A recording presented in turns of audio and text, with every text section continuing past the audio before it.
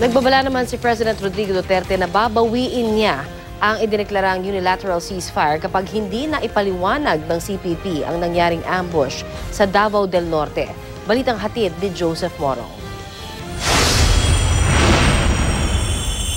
I am now announcing a unilateral ceasefire with the CPP, NPA, NDF, effective immediately, and call on our Filipinos in the National Democratic Front and its forces to respond accordingly. Pinalakpakan at pinagbunyi hanggang matapos ang SONA at maluwag na tinanggap ng mga sundalong pinagpaliwanagan ng Pangulo. Lalong maganda yun dahil magkakaroon na tayo ng isang pagkakataon na magkaroon tayo ng pagkakaisa.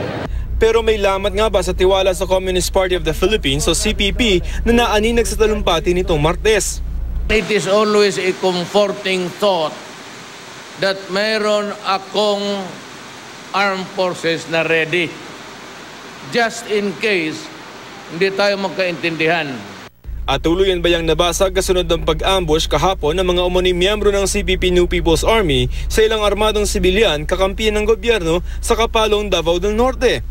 May babala kasi ang Pangulo sa CPP matapos mamatay ang isang kakampi ng gobyerno at masugatan at 3 iba pa. Ano ba to?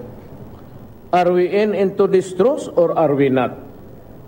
Sinabi ko sa kanila, give me an answer by tonight because pag tomorrow wala, tatanggalin itong balik tayo sa away.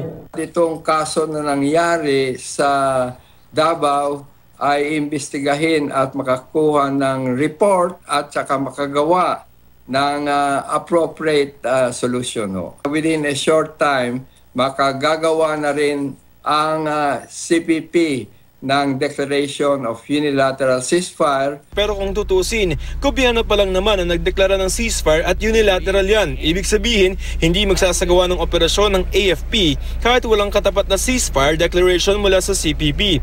Gayunman sa ganitong usapin, mahalaga ang ikangay confidence building. If you do not honor and you kill a single soldier or a capco, who is also a soldier of the Republic, sabi ko, kalimutan na natin to. Fight na lang. And I demand an answer na kung sino yung nagkasala, they must be also put under disciplinary action. Otherwise, wala tayong pinag-usapan. That is my deal with them. Joseph Morong, GMA News.